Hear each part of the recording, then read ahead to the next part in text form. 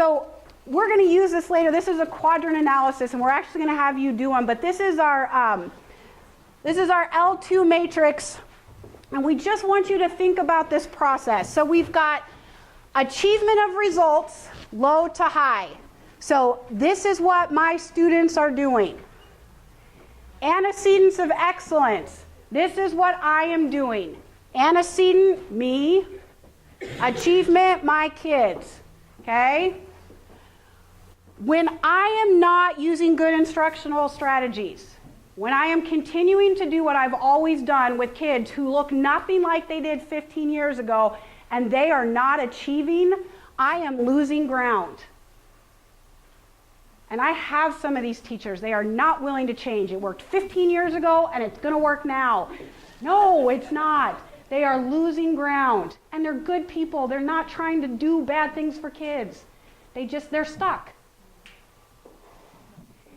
If I am not using best practice, but my kids are scoring, and they have high results anyway, man, I'm getting lucky. And you have kids in your classroom, and I'm going to tell you something. I have a first grader that could probably go into anyone's classroom, and she's going to have results. You want to know why? Because that kid spends half of her time when she comes home after school playing school.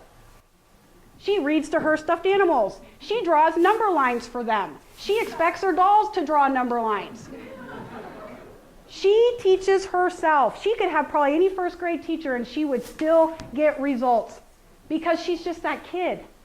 And we have kids like that. I have a 5th grade teacher. He had great results on Oaks last year. I said, what did you do? And the year before, not so hot. I said, what did you do that was so different? And he said, I didn't do anything. The kids were just better.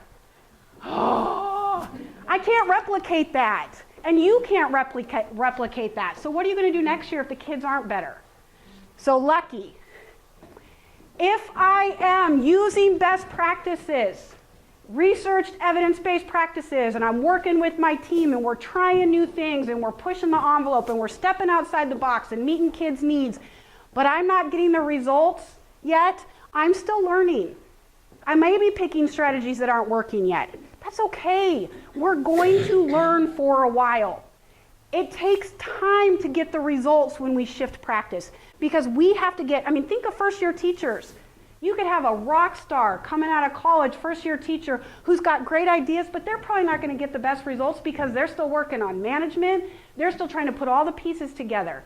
It's okay for us to learn.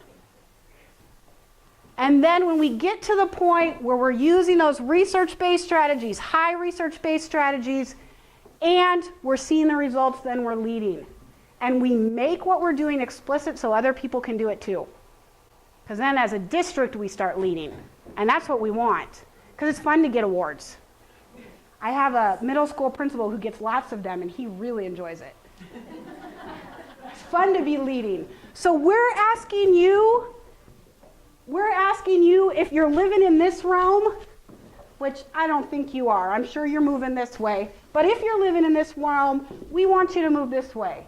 And even if you spend time here, we want you to keep doing it because you're going to get to that point. You think about those exponential graphs. They do this for a while before they do that. And that's okay. So we're asking you to live on the right side of that.